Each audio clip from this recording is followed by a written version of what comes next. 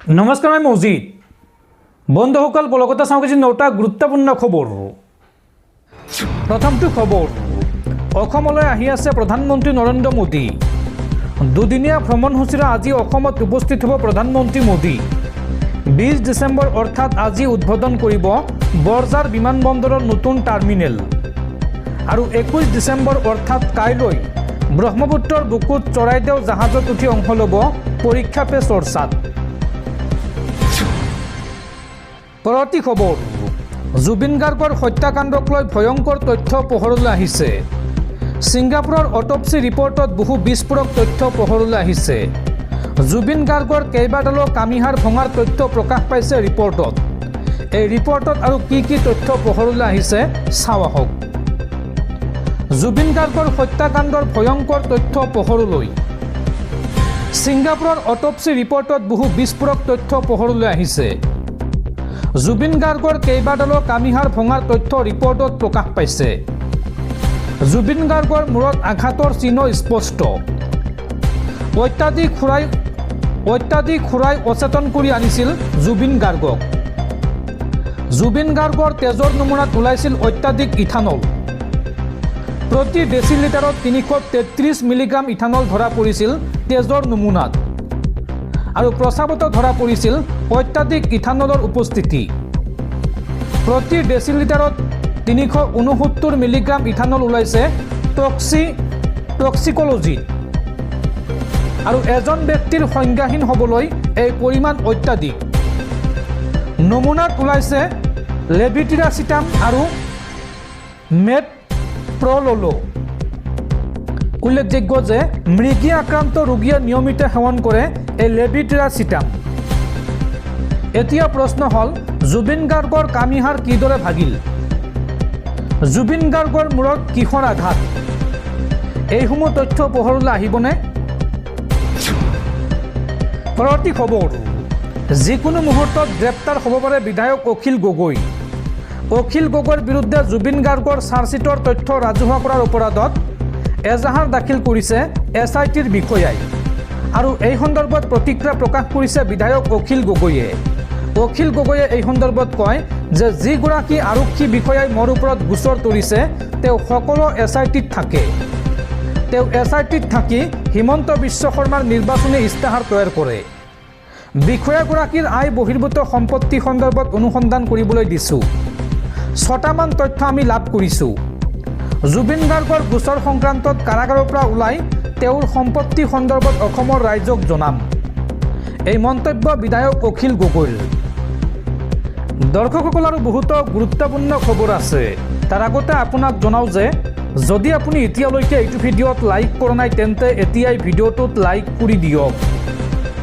আৰু এনেকুৱা ধৰণৰ ভিডিঅ'সমূহ নিতৌ চাবলৈ চেনেলটো ছাবস্ক্ৰাইব কৰি কাষত থকা বেল আইকনটো প্ৰেছ কৰি ৰাখক। পৰৱৰ্তী খবৰ, 1 জানুৱাৰীৰ পৰা যান বাহনক লৈ নতুন নিয়ম বলৱৎ হ'ব। ডেলিভাৰী বয়ৰ বাবে ডাঙৰ খবৰ। পেট্ৰল আৰু ডিজেল চালিত বাহনক ডেলিভাৰী প্ৰদানত নিষেধাজ্ঞা জাৰি কৰা হৈছে। এতিয়াৰ পৰা কেৱল মাত্ৰ ইলেক্ট্ৰিক বাহন হ'লেহে দিব পাৰিব ডেলিভাৰী। এই সন্দৰ্ভত ৰাজ্য চৰকাৰৰ বৃহৎ ঘোষণা। ডেলিভাৰী বয়ৰ বাবে ডাঙৰ খবৰ। 1 জানুৱাৰীৰ পৰা যান বাহনৰ ক্ষেত্ৰত নতুন নিয়ম বলৱৎ হ'ব। পেট্ৰল আৰু ডিজেল চালিত বাহনত নিষেধাজ্ঞা জাৰি কৰা হৈছে ডেলিভাৰী কৰাৰ ক্ষেত্ৰত। CNG আৰু ইলেক্ট্ৰিক বাহন হ'লেহে দিব পাৰিব ডেলিভাৰী। ছুইগি, জমেটো, ব্লিংকিটৰ দৰে ডেলিভাৰী বাহনক লৈ এই সিদ্ধান্ত চৰকাৰৰ। ডেলিভাৰী দিবলৈ সকলোৱে নিজৰ বাহন সলনি কৰিব লাগিব। পেট্ৰল আৰু ডিজেলৰ সলনি CNG বা ইলেক্ট্ৰিক বাহনলৈ ৰূপান্তৰিত কৰিব লাগিব আপোনাৰ ডেলিভাৰী দিয়া বাহনখন। বৰ্ধিত প্ৰদূষণ ৰোধ কৰিবলৈ বা ৰোধৰ বাবে এই পদক্ষেপ গ্ৰহণ কৰিছে দিল্লী চৰকাৰে।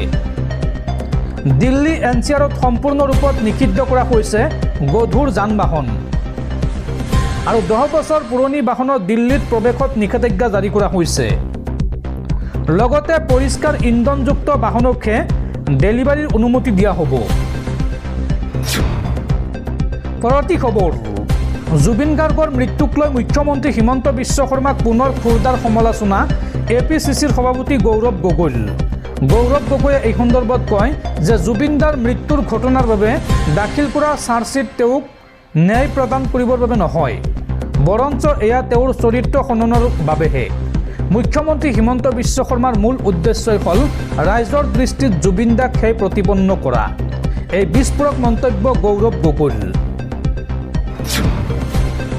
পৰৱৰ্তী খবৰ, ৰেলযাত্ৰীসকল সাৱধান, এতিয়াৰ পৰা মোবাইলত টিকট দেখালে নহ'ব, বাধ্যতামূলক হ'ল টিকটৰ প্ৰিণ্টেড কপি। ভাৰতীয় ৰেলৱে ডিজিটেল প্ৰবঞ্চনা আৰু প্ৰযুক্তিৰ অপব্যৱহাৰ ৰোধ কৰাৰ উদ্দেশ্যে এক গুৰুত্বপূৰ্ণ সিদ্ধান্ত গ্ৰহণ কৰিছে। নতুন নিয়ম অনুসৰি এতিয়াৰ পৰা অসংৰক্ষিত শ্ৰেণীৰ টিকটৰ ক্ষেত্ৰত মোবাইল ফোনত দেখুওৱা ডিজিটেল কপি গ্ৰহণ কৰা নহ'ব। যাত্ৰীসকলে নিজৰ লগত টিকটৰ প্ৰিণ্ট আউট ৰখাটো বাধ্যতামূলক কৰা হৈছে। ৰেলৱে কৰ্তৃপক্ষই জানিবলৈ দিয়া মতে একাংশ অসাধু যাত্ৰীয়ে মোবাইল এপ আৰু এডিটিং ছফ্টৱেৰ ব্যৱহাৰ কৰি ভুৱা অসংৰক্ষিত টিকট প্ৰস্তুত কৰি আহিছে। AI প্ৰযুক্তিৰ সহায়ত নিখুঁতভাৱে প্ৰস্তুত কৰা এনে টিকটবোৰ টিটিসকলে ধৰা পেলোৱাটো অসম্ভৱ হৈ পৰিছিল। বিশেষকৈ উত্তৰ পশ্চিম ৰেলৱেৰ জয়পুৰ সংমণ্ডলত এনে বৃহৎ জালিয়াতি ধৰা পৰাৰ পাছতে ৰেল বিভাগে এই ব্যৱস্থাটো বন্ধ কৰাৰ সিদ্ধান্ত লয়। এই নিয়মটো বিশেষকৈ সেইসকল যাত্ৰীৰ বাবে যিসকলে UTS এপ বা কাউণ্টাৰৰ পৰা অসংৰক্ষিত টিকট সংগ্ৰহ কৰে। যদি কোনো যাত্ৰীয়ে মোবাইলত টিকটৰ ফটো বা স্ক্ৰীনশ্বট দেখুৱায় তেন্তে তাক বৈধ বুলি গণ্য কৰা নহ'ব। অৱশ্যে IRCTCৰ জৰিয়তে বুক কৰা অনলাইন টিকট আৰু ইয়াৰ সৈতে চৰকাৰী পৰিচয় পত্ৰ থাকিলে পূৰ্বৰ দৰে যাত্ৰা কৰিব পৰা যাব, এই কথা জনাইছে ভাৰতীয় ৰেলৱে। পৰৱৰ্তী খবৰ, আন্তঃৰাষ্ট্ৰীয় ভিকাৰীৰ খ্যাতি অৰ্জন কৰিছে এইবাৰ চুবুৰীয়া ৰাষ্ট্ৰ পাকিস্তানে। বহিৰ্ৰাষ্ট্ৰত ভিক্ষা খোজা হাজাৰ হাজাৰ পাকিস্তানীক বিতৰণ। বিশ্বৰ বিভিন্ন দেশত ভিক্ষা মাগি বিতৰণ হ'ল 51,000 পাকিস্তানী। আন্তঃৰাষ্ট্ৰীয় ভিকাৰীৰ খ্যাতি অৰ্জন কৰিছে এইবাৰ চুবুৰীয়া ৰাষ্ট্ৰ পাকিস্তানে। বহিৰ্ৰাষ্ট্ৰত ভিক্ষা খোজা হাজাৰ হাজাৰ পাকিস্তানীক বিতৰণ। বিভিন্ন দেশত ভিক্ষা মাগি বিতৰণ হ'ল 51,000 পাকিস্তানী। গড় হিচাপত প্ৰতিদিনেই ভিন্ন দেশৰ পৰা বিতাড়িত হৈছে 155গৰাকী পাকিস্তানী। ছৌদি আৰৱ আৰু UAE বিতৰণ কৰিছে সৰ্বাধিক পাকিস্তানীক। পাকিস্তানীসকলৰ বাবে গুৰুতৰ হৈ পৰিছে ভিক্ষাৰ সমস্যা। পৰৱৰ্তী খবৰ, বিহাৰৰ মুখ্যমন্ত্ৰী নীতিশ কুমাৰৰ বিৰুদ্ধে পুনৰ FIR দাখিল। এইবাৰ জম্মু কাশ্মীৰৰ প্ৰাক্তন মুখ্যমন্ত্ৰী মেহবুবা মুফতিৰ কন্যা ইলতিজা মুফতিয়ে দাখিল কৰে এজাহাৰ।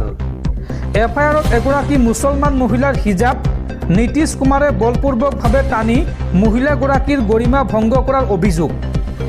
উল্লেখযোগ্য যে এক নিযুক্তিপত্ৰ বিতৰণ অনুষ্ঠানত মহিলা চিকিৎসকৰ হিজাব টানি খোলাৰ চেষ্টা কৰিছিল মুখ্যমন্ত্ৰী নীতিশ কুমাৰে, আৰু এই ভিডিঅ' ভাইৰেল হোৱাৰ পিছতে দেশজুৰি তীব্ৰ চাঞ্চল্য। মেহবুবা মুফতিৰ কন্যাৰ পূৰ্বেও দেশৰ কেইবাখনো থানাত ইতিমধ্যে দাখিল কৰা হৈছে এজাহাৰ, আৰু এইবাৰ এজাহাৰ দাখিল কৰিছে জম্মু কাশ্মীৰৰ প্ৰাক্তন মুখ্যমন্ত্ৰী মেহবুবা মুফতিৰ কন্যা ইলতিজা মুফতিয়ে। আৰু এই মুহূৰ্তত দেশজুৰি চৰ্চা হৈছে যে যিকোনো মুহূৰ্তত গ্ৰেপ্তাৰ হ'ব পাৰে বিহাৰৰ মুখ্যমন্ত্ৰী নীতিশ কুমাৰ। পৰৱৰ্তী খবৰ, জুবিন গাৰ্গৰ হত্যাকাৰীৰ চাগে ফাঁচি নহ'ব, মোকহে চাগে ফাঁচি দিবলৈ হিমন্ত বিশ্ব শৰ্মাই চেষ্টা কৰিছে। জুবিনদাৰ হত্যাকাৰীক জেলত দিব নোৱাৰিব, মোকহে চাগে জেলত দিবলৈ হিমন্ত বিশ্ব শৰ্মাই চেষ্টা কৰিছে। এই মন্তব্য বিধায়ক অখিল গগৈৰ। পৰৱৰ্তী খবৰ, দেশৰ ক্ৰীড়াপ্ৰেমীলৈ ভাল খবৰ। ছেমি ফাইনেলত শ্ৰীলংকাক পৰাস্ত কৰি 19 বছৰ অনূৰ্ধ্বৰ এছিয়া কাপৰ ফাইনেলত প্ৰৱেশ ভাৰতৰ। 21 ডিচেম্বৰত ফাইনেলত ভাৰত মুখামুখি হ'ব পাকিস্তানৰ। পৰৱৰ্তী খবৰ, মাওবাদীৰ আক্ৰমণত আহত অসমৰ 2 CRPF জোৱান। ঝাৰখণ্ডৰ চাইবাছাত মাওবাদীৰ IED বিস্ফোৰণত আহত হয় অসম সন্তান নাৰায়ণ দাস আৰু অলোক দাস। আহত CRPFৰ জোৱান নাৰায়ণ দাসৰ ঘৰ বজালীত। আৰু অলোক দাসৰ ঘৰ বঙাইগাঁৱত।